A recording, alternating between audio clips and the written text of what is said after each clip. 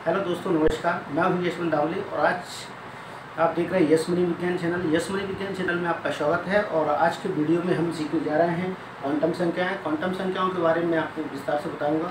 ठीक, पिछली वीडियो में हम सीख चुके हैं अबाव का नियम, जिसमें मैंने क्वांटम संख्याओं की एक झलक आपको दी थी। अब आज हम आगे बढ़ेंगे एक छोटे से इंट्रो के साथ में। तो आइए शुरू करते हैं।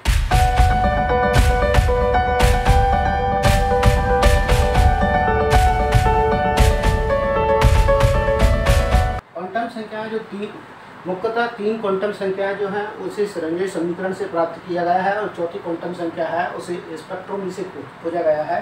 तो चारों क्वांटम संख्याओं के जो नाम देख लेते हैं। सबसे पहले सेकेंड नंबर पर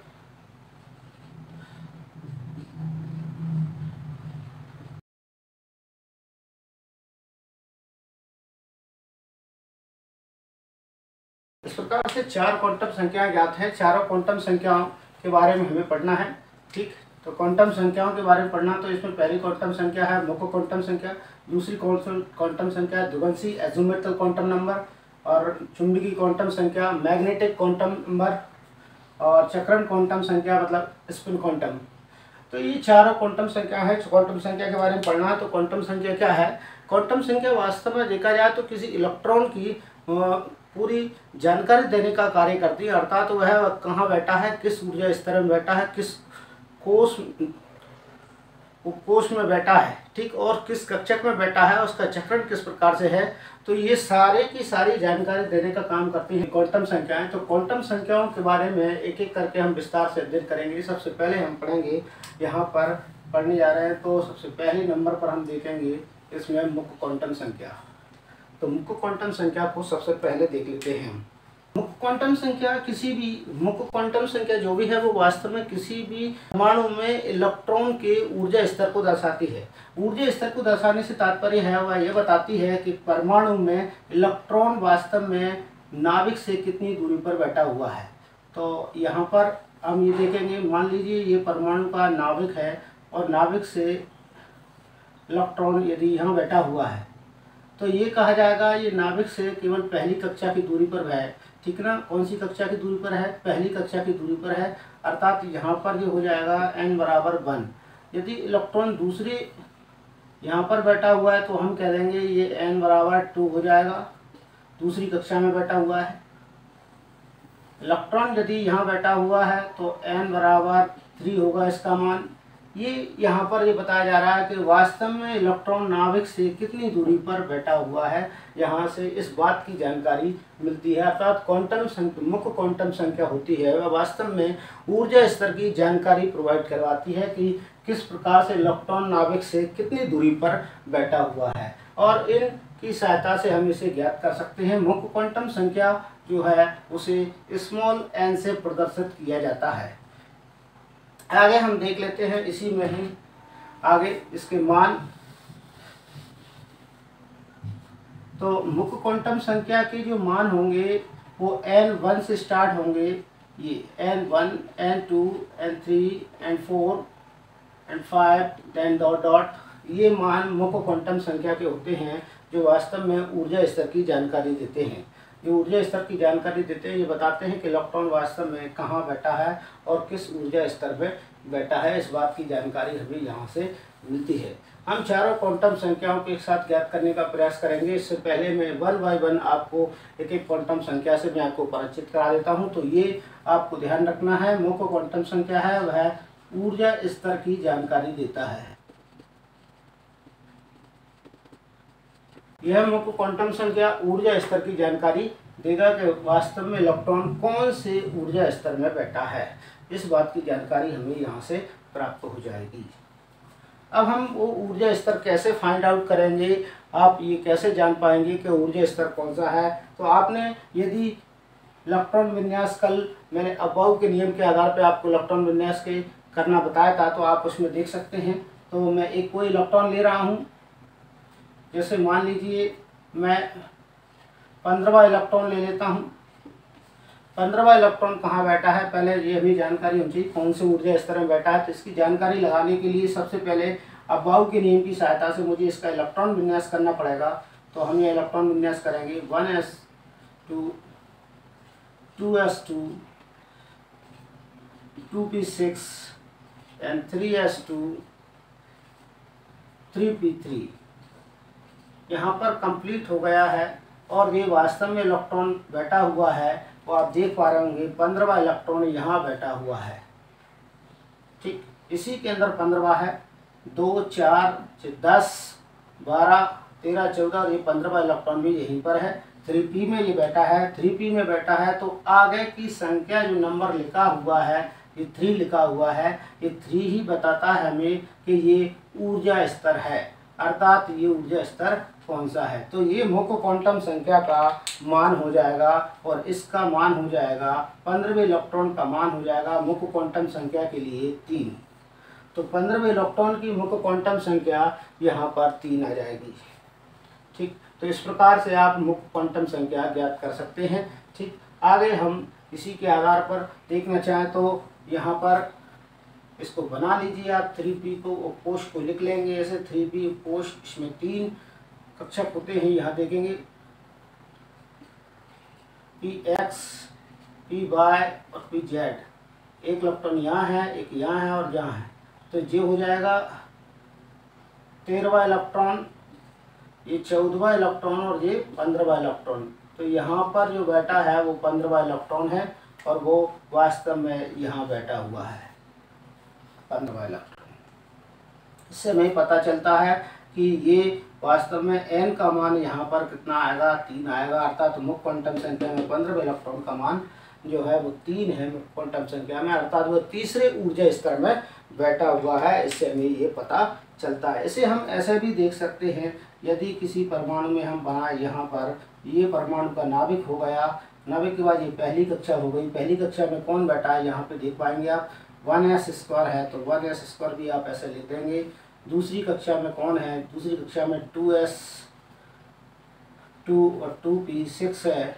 और तीसरी कक्षा में आपको दिखाई दे रहा होगा, तीसरी कक्षा में 3s2 और 3p3।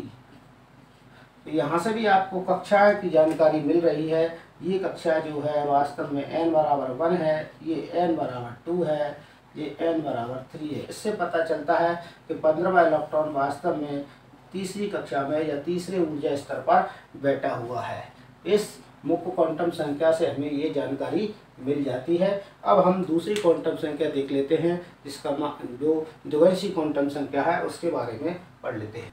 ये देखिए, दूसरी क्वांटम संख्या है द्विवंशी क्वांटम संख्या, इसे एज़ोमेथल क्वांटम नंबर के नाम से भी जाना जाता है। और द्विवंशी क्वांटम संख्या जो वास्तव में दूसरे स्तर की जानकारी प्रोवाइड करवाती है, हमें यह बताती है कि जो उपकोष है उसका आकार कैसा है, इलेक्ट्रॉन अब्र, इलेक्ट्रॉन के जो क्लाउड हैं, बादल हैं, वो वास्तव में कौन सी आकृति के होंगे, ठीक ना, कौन सी आकृति के अंदर बंद हो सकते हैं। तो वो यह जानकारी हमें देने का काम करता है। अर्थात वो या तो इस उपकोष के आधार पर वो तय करते हैं कि कौन से आकार का है। तो यहाँ पर उपकोष के आधार पर तय होता है कि वो कौन से आकार के हैं। तो या तो वे गोला आकार के होंगे, या डंबल के आकार के होंगे, या डबल डंबल के आकार के होंगे। तो इस प्रकार से ये जानकारी हमें प्रोवाइड करवाता है।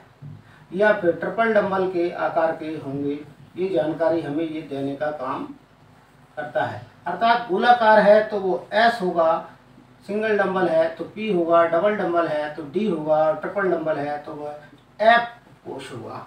तो इस प्रकार की जानकारी देने का काम करता है वो द्विवंशी क्वांटम संख्या। हमें जानकारी देता है कि वास्तव में जो इलेक्ट्रॉन है वह वास्तव में कौन से उपकोष में बैठा हुआ है, उसका आकार कैसा है।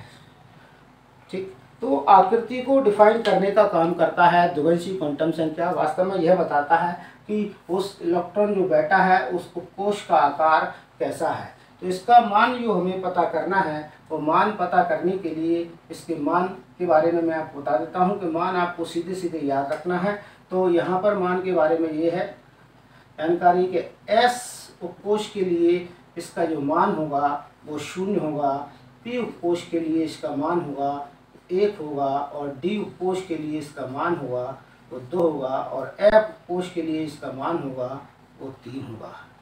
ये आपको जानकारी ध्यान रखना है, याद रखना है। ठीक, द्विवंशी क्वांटम संख्या के मान आपको यहाँ से पता चलेंगे। S के लिए इसका मान 0 होगा, P के लिए 1 होगा, D के लिए 2 होगा, और F के लिए इसका मान 3 होगा।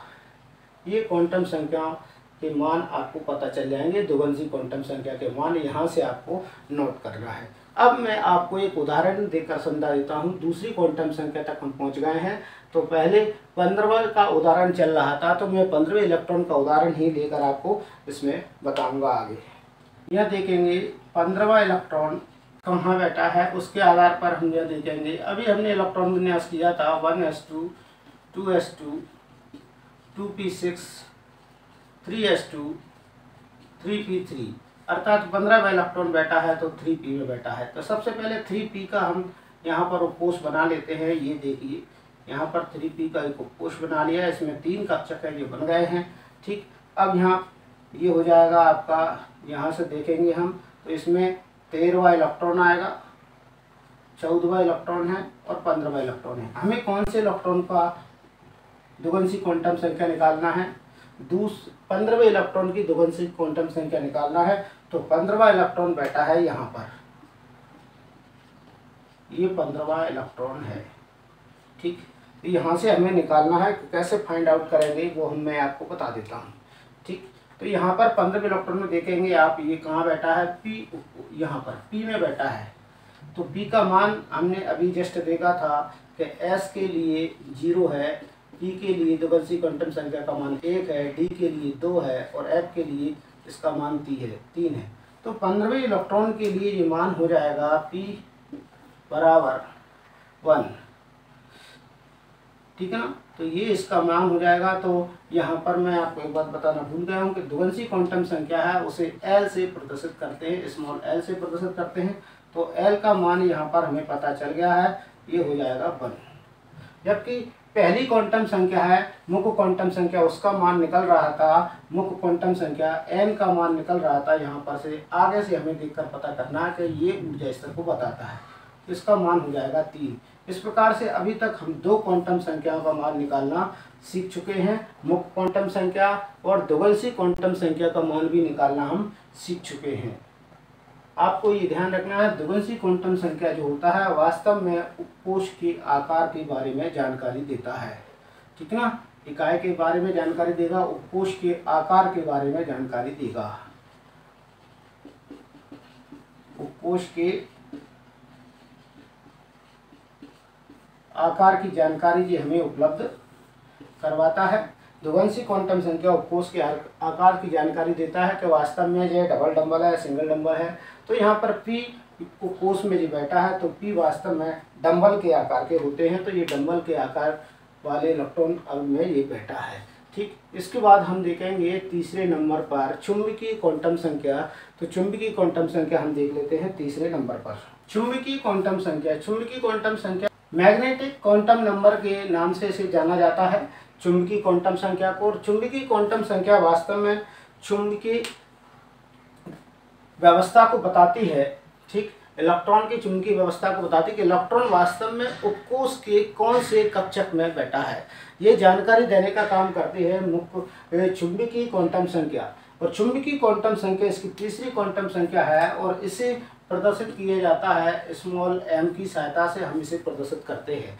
चुंबकीय क्वांटम संख्या के जो मान होते हैं वास्तव में l के ऊपर डिपेंड करते हैं, l के मान के ऊपर डिपेंड करते हैं कि l से तात्पर्य होता है द्विवंशी क्वांटम संख्या के ऊपर डिपेंड करते हैं इसके मान। द्विवंशी क्वांटम नंबर के ऊपर डिपेंड करते हैं चुंबकीय क्वांटम संख्या के मान के, इसका मान क्या होगा। तो ये मान रखे जाते हैं वास्तव में 2l+1 के आधार पर ये मान निकाले जाते हैं। समीकरण की सहायता से चुंबकीय क्वांटम संख्या के मान निकाले जाते हैं। ये पता लगाया जाता है कि चुंबकीय क्वांटम संख्या के आधार पर कि वास्तव में इसमें कितने मान होंगे m के।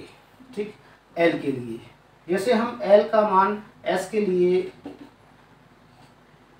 l के मान है तो l के मान जो होंगे s के लिए 0 है, p के लिए 1 है, d के लिए 2 है और f के लिए 3 है।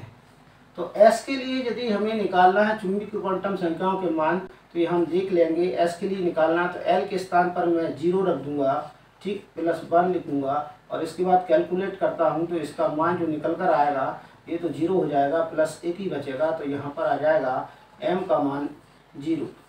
तो s के लिए केवल यहाँ पर जो मान निकल कर आता है वो 0 निकल कर आता है।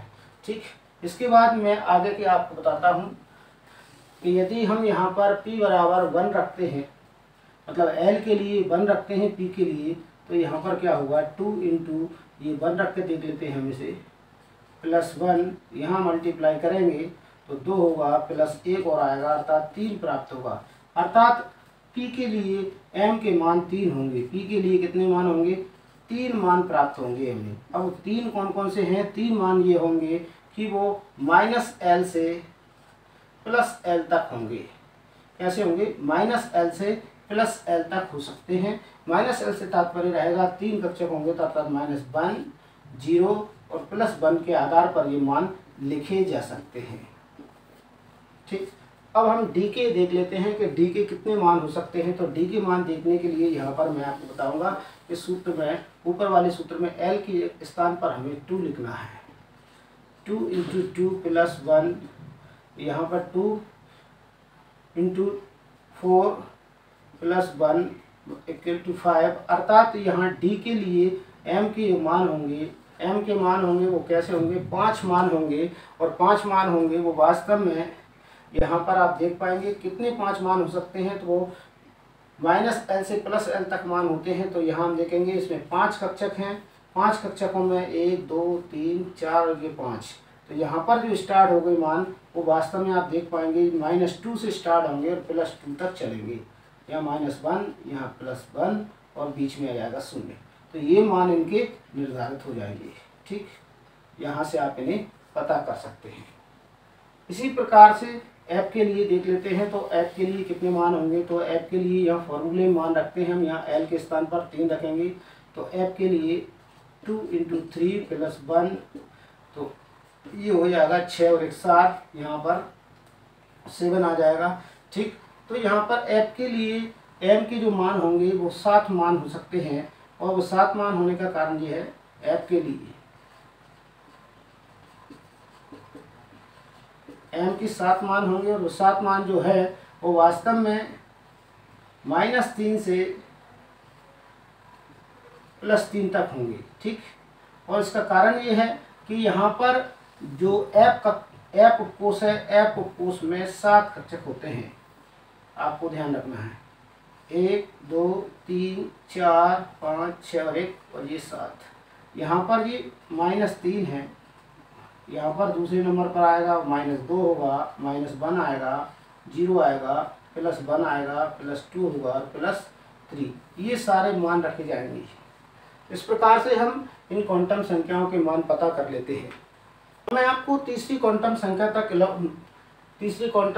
तक हम पढ़ चुके हैं। तीसरी क्वांटम संख्या तक हम निकालना हम देख लेते हैं किस प्रकार से तीसरी क्वांटम संख्या तक हम क्वांटम नंबर निकाल सकते हैं और कैसे निकाल सकते हैं। चलिए मैं आपको बता देता हूँ। आपको ये ध्यान रखना है कि ये वास्तव में कक्षक की जानकारी देता है। किसकी जानकारी देता है, कक्षक की। चुंबकीय क्वांटम संख्या कक्षक की जानकारी उपलब्ध कराती है। कौन से कक्षक में इलेक्ट्रॉन बैठा है ये जानकारी उपलब्ध कराने का काम है चुंबकीय क्वांटम संख्या का। अब हम तीनों क्वांटम संख्या देख लेते हैं किस प्रकार से। 15वें इलेक्ट्रॉन की देख रहे थे हम, तो 15वें इलेक्ट्रॉन की तीनों क्वांटम संख्या देखेंगे। तो इलेक्ट्रॉन विन्यास सबसे पहले करेंगे 1s2।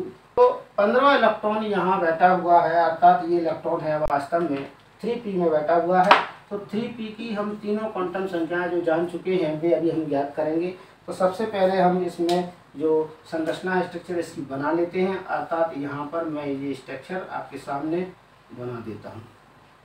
ठीक, ये पहला कक्षक हो जाएगा, ये दूसरा हो जाएगा, ये तीसरा हो जाएगा। ये 3p है, तो 3px, 3py और 3pz, ये 3 हो जाएंगे कक्षक। अब इसमें इलेक्ट्रॉन भरे गए हैं, देख लेते हैं। एक यहाँ है और एक यहाँ है। 1 1 1 हम ऐसे लिख देंगे। ठीक है, 3 इलेक्ट्रॉन इसमें भरे गए हैं। इसके आधार पर हमने लिखे हैं ये 3 इलेक्ट्रॉन हैं। ठीक, अब हमें ये पता करना कि 15वां इलेक्ट्रॉन कहाँ है। तो 15वां इलेक्ट्रॉन ये तो आपके सामने लिखा गया है, तो ये 13वां इलेक्ट्रॉन है, ये 14वां है और ये 15वां इलेक्ट्रॉन है। तो यहाँ हम देखते हैं कि 15वें इलेक्ट्रॉन की सबसे पहली क्वांटम संख्या जो देख रहे थे हम n, जो कि मुख्य क्वांटम संख्या है। मुख्य क्वांटम संख्या का मान कितना आएगा वो हमें यहाँ से पता चल जाएगा कि आगे ऊर्जा स्तर कौन सा है। तो तीसरा ऊर्जा स्तर है तो मुख्य क्वांटम संख्या का मान आ जाएगा 3।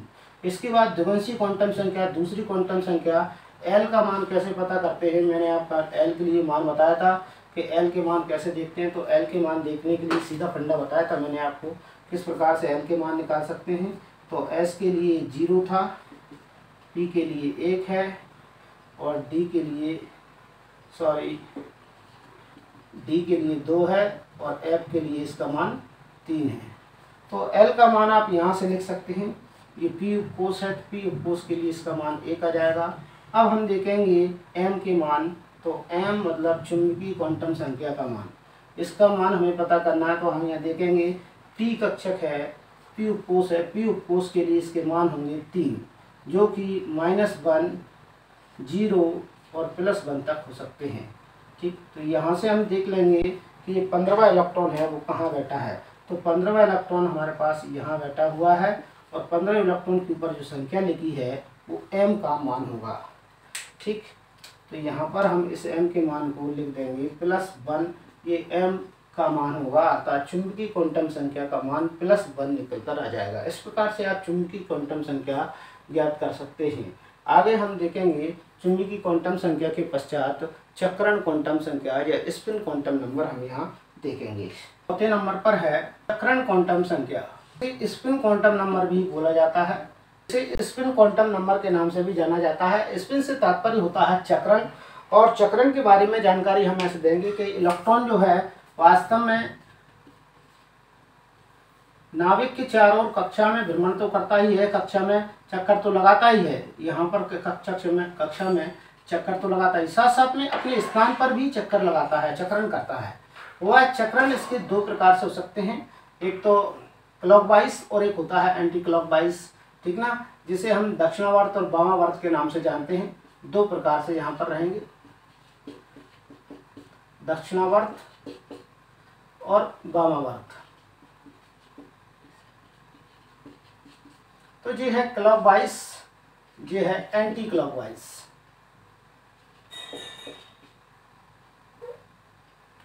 ठीक, दक्षिणावर्त और वामावर्त 2 प्रकार के चक्रण यहाँ पर दिखाता है इलेक्ट्रॉन। यदि इस प्रकार से चक्रण है उसका तो ये क्लॉकवाइज होगा, और यदि इस प्रकार का चक्रण है तो एंटी क्लॉकवाइज होगा। ये दक्षिणावर्त को दर्शाएगा ये, और ये दर्शाएगा वामावर्त। ठीक, तो इस प्रकार से आप देख सकते हैं। यदि इलेक्ट्रॉन किसी कक्षक के अंदर जो चक्रण करता है, यदि वह चक्रण उसका इस प्रकार से है, तो उसके लिए जो चक्रण क्वांटम संख्या है इसे हम स्मॉल s से प्रदर्शित करते हैं, और इसका मान जो होगा वह वास्तव में +1/2 होगा। यदि वह इस प्रकार से चक्रण न करते हुए उल्टी डायरेक्शन या ऐसा चक्रण करता है तो उसके लिए मान 1/2 होगा माइनस में। तो इस प्रकार के चक्रण को दर्शाता है। ये जो चक्रण होगा वास्तव में सिंगल इलेक्ट्रॉन के लिए नहीं हो सकता है, वह जब एक इस प्रकार का इलेक्ट्रॉन होगा तभी हमें उल्टी डायरेक्शन का चक्रण दिखाई देगा। ये भी आप ध्यान रखेंगे। इस प्रकार से हमें इसकी जानकारी मिलती है। तो इस चक्रण संख्या में केवल 2 प्रकार के चक्रण आपको देखने को मिलेंगे, एक वामावर्त और एक दक्षिणावर्त। इस प्रकार से आप इसे फाइंड आउट कर सकते हैं कि इलेक्ट्रॉन किस प्रकार से यहाँ पर बैठा हुआ है। चलिए इसके हम उदाहरण से समझ लेते हैं। जो 15वें इलेक्ट्रॉन का हम क्वांटम संख्या निकाल रहे हैं उसके उदाहरण से हम इसे समझने का प्रयास करते हैं। पहले इलेक्ट्रॉन विन्यास 1s2 2s2 2p6 3s2 3p3, ये इसका इलेक्ट्रॉन विन्यास। इलेक्ट्रॉन विन्यास के बाद हम पाते हैं कि ये वास्तव में इलेक्ट्रॉन 3p में बैठा है। 3p में बैठा है तो सबसे पहले इस कोश को हम बना लेते हैं। इसमें 3 इलेक्ट्रॉन होंगे और 3 इलेक्ट्रॉन तीनों कक्षकों में 1 by 1 बैठे हैं, एक एक करके बैठे हैं, अलग अलग बैठे हैं, अयुग्मित हैं, युग्मित नहीं है, जोड़े के रूप में नहीं है, सिंगल बैठे हैं। ठीक है, तो यहाँ पर एक एक इलेक्ट्रॉन हम यहाँ पर दर्शाएंगे। ये देखिए, अब सबसे पहले क्वांटम संख्या ज्ञात करना है, तो मैंने आपको मुख्य क्वांटम संख्या ज्ञात करना बताया है। n का मान यहाँ से पता कर लेंगे। आगे कितना लिखा है 3, तो यहाँ से हमें पता चल जाएगा मुख्य क्वांटम संख्या का मान। l का मान मैंने आपको बताया था कि l का मान p के लिए 1 होता है, s के लिए 0 होता है, वो मान आप वहाँ से लिख देंगे। तो ये P के लिए L का मान 1 होगा, M के मान P के लिए 3 होंगे, वो रहेंगे आपको -1 0 और +1।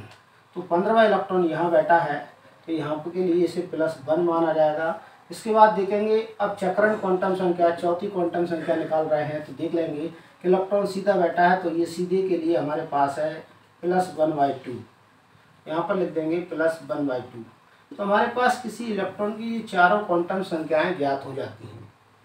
ठीक, ये चारों क्वांटम संख्याएं हम निकाल सकते हैं, किसी भी इलेक्ट्रॉन की चारों क्वांटम संख्याएं हम निकाल सकते हैं इसके जरिए।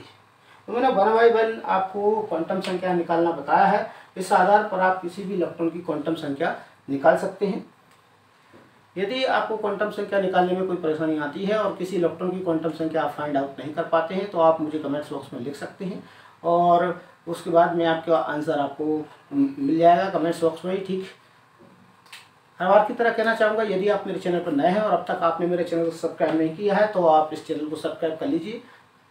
आपको इसी प्रकार से आगे केमिस्ट्री विषय के वीडियो मिलने वाले हैं लगातार इसी क्रम में। ठीक,